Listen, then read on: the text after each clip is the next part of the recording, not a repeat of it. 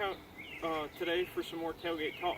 You might notice that we're not on the tailgate of the truck, and that's because I can't put the tailgate down with the tongue jack on the trailer. But today we're going to be doing the next video in the backing series. It's sort of become a series. It was just going to be 1 or 2 videos, but it's becoming a little bit bigger than that.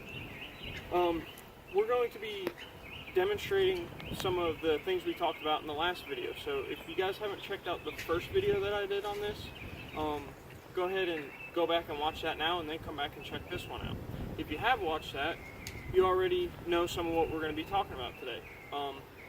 So just to refresh everybody, a couple of things that I talked about in the last video was I always use a spotter when I'm backing up. It just makes life a lot simpler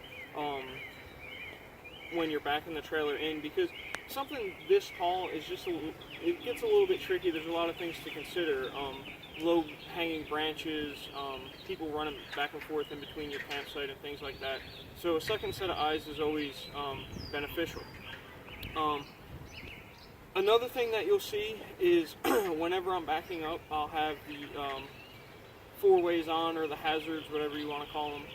The reason for that is because you can't see the reverse lights behind the vehicle.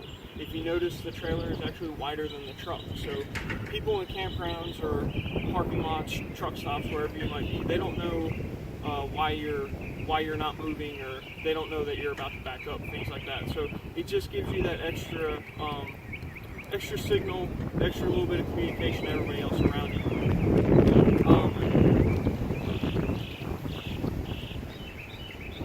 Wait for the wind to die down for a second. It'll cooperate. And when I'm using a spotter, we always just use walkie-talkies. I like that because it allows me to just be able to listen. I don't have to worry about my spotter getting lost in a blind spot in my mirrors or anything like that. And it also allows me to just focus on what the trailer is doing behind me. Makes it really simple, makes life easier. But a note to the people that are spotting, I'm going to be using my dad as a spotter today because I need a third person in this video. But for anybody that's out there, it's going to be the spotter. Pretty much all the responsibility is on your shoulders. You know, you guys are the ones that are directing the show, so just that's something to be aware of, something to keep in the back of your mind.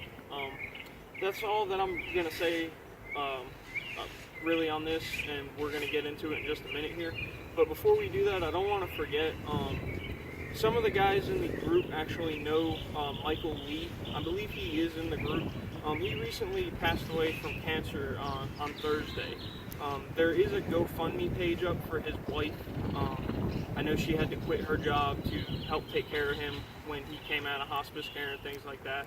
So if any of you guys are considered donating to that, it will be in the group.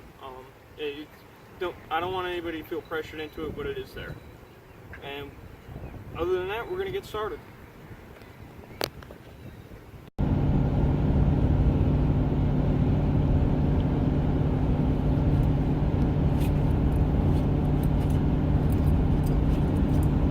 Okay, so we're getting ready to back the trailer in, and what we're going to do is we're going to back it into his driveway. We have a couple of nice little obstacles that we can use as sort of kind of make a faux parking spot and some other things. He's got a flagpole off his garage as an overhead hazard, and its driveway's flanked with crepe myrtles on both sides. So that'll give us a nice little difficulty, a little challenge to practicing. And one thing I do want to say, or actually I'm going to say 2 things right here. One, turn your radio off when you're backing in, because you don't want to be, jamming out to some Godsmack or something like that, getting your heart rate going really fast while you're trying to back your trailer in. And the other thing is, always make sure that the way that you're going to communicate and the signals you're going to use are agreed upon before you guys start. So for the voice commands, I think what we're going to do is passenger side and driver side to move the back of the trailer one way or the other. And we're actually going to do it with hand signals as well, just because we always like to have backups in case something fails. Walkie-talkie batteries die, cell phones don't get signal and stuff like that. So it's always good to have at least something to fall back on. So we're going to do, what's the hand signals that we're going to be doing? Well, when you're backing up, if we're doing hand signals, I'll be standing behind the trailer and I'll signal to the left with my thumb if I need the back of the trailer going left, and I'll signal to the right if I want the trailer going right. If I want you to stop, I'm going to put my hands like that so that you know, stop here.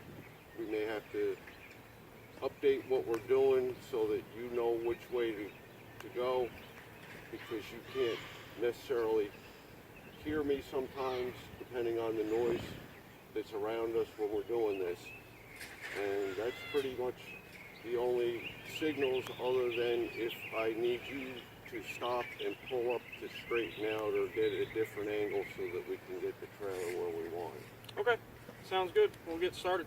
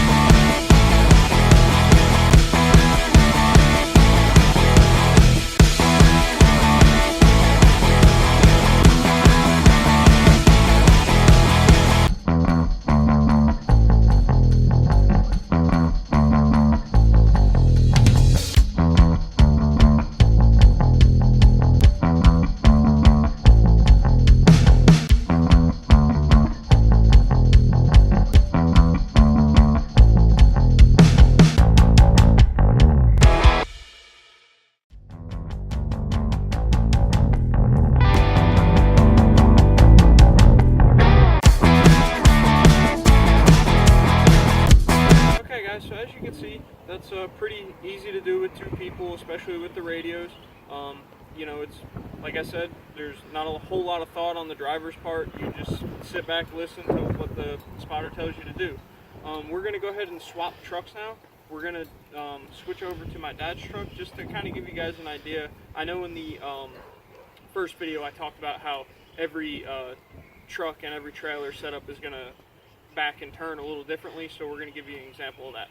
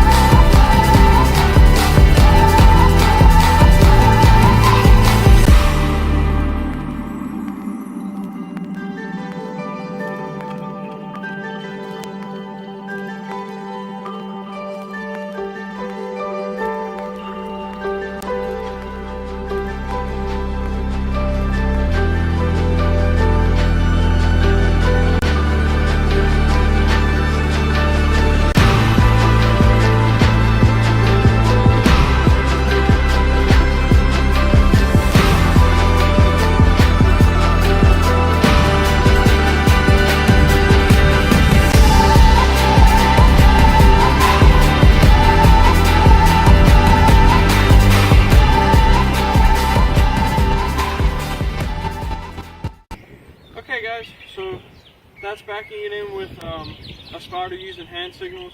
It's a little more difficult in the example that we used because we were backing into this this little cul-de-sac right here, so it's a lot more movement. Obviously in a campground it's going to be less movement because you're not having to travel as far.